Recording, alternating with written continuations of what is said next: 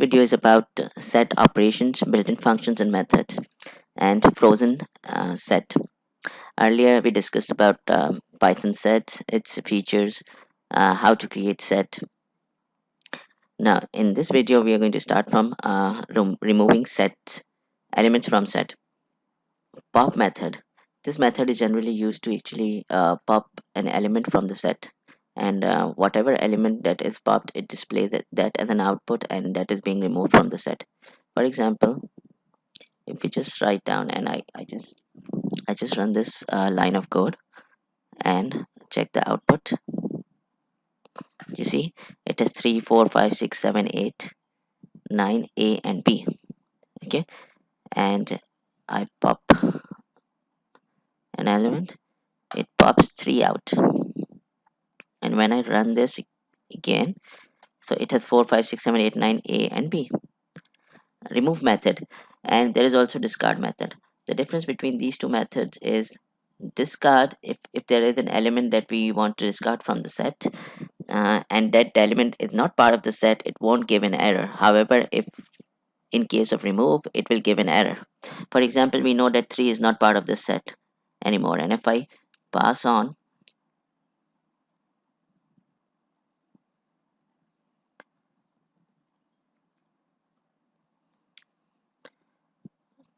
3 and run it, it will give an error. See, however, if I go about creating or using discard method,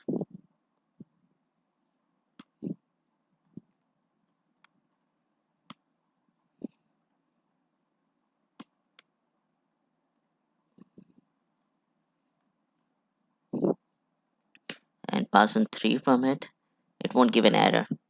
So this is the difference, although both of them remove the element from the set. However, just discard won't give an error if that element is not part of the set, and remove will give an error if that element is not part of the set.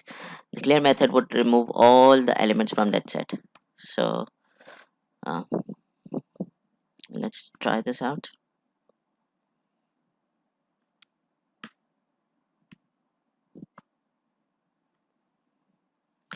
Clear,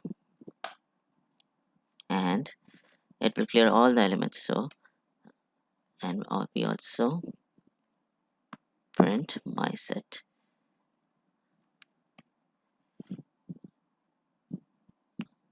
So you see an empty set is displayed. That means all the elements have been cleared. Set operations. Union. For union there are two types of syntaxes. One is A straight line B, or A dot union B, or B dot union A. So what it does, it's similar to what we do in sets. It is going to create an element of all the elements. It is going to create set of all the elements from A and B, exclude and removing the duplicates, or showing the duplicates is only one time. So let's do it. A, B, and we name this as C, and then take C as an output. It gives an error. Why is this so? Okay, we missed that. We need to use curly braces to create set, and we instead used round brackets, and that created tuple. Let's update this.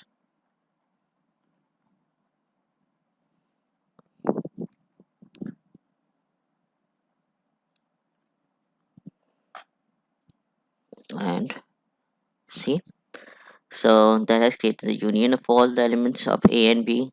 For intersection, we can use A dot intersection B, or we can use A and B. So let's do it. D equals to A and B, and let's run it. 5 and 6. So 5 and 6 were common in both of them. If you want to see the difference between A and B, we can do it A minus B, or A dot difference method. So let's do it.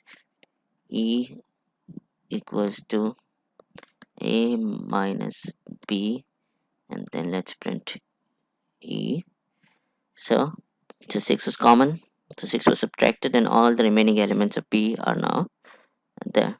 Symmetric difference, set of elements in both A and B except common elements. So only the common elements would be missed out. Other than that, all the elements would be displayed. And what is the syntax for this? It's this sign. Let's do it. F is equals to, it means 5 and 6 would be excluded and all elements would be shown. A, this, B, and let's print out F. So 5 and 6 are excluded. And this is the list of all the methods that are for available for set, and these are very easy to use according to the requirements. Set membership tests are also same as we studied in list and tuple. We can use in and not in keywords to see. For example, if we are looking to try one in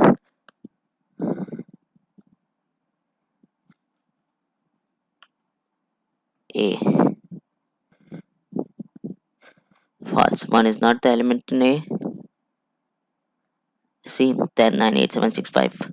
And if we check out if 6 is an element in A, it shows true.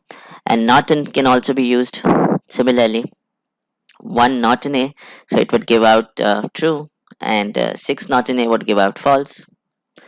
Iterating through the elements in set, let's do it.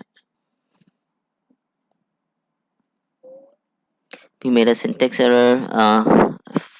F should be small, Python is case sensitive, and by green color I should have recognized that this is the correct syntax, and if the green color is not there, I should have identified that this is not the keyword. So let's do it again. Okay, see, so I was using set as an extra word. Set was shouldn't be used there. These are all the built-in functions within a set, and they are similar to what we discussed in list and tuple. You can see all, any, enumerate, len, max, and others. There is an other data type, that is a frozen set. As you know, that set is mutable. We can change elements within set.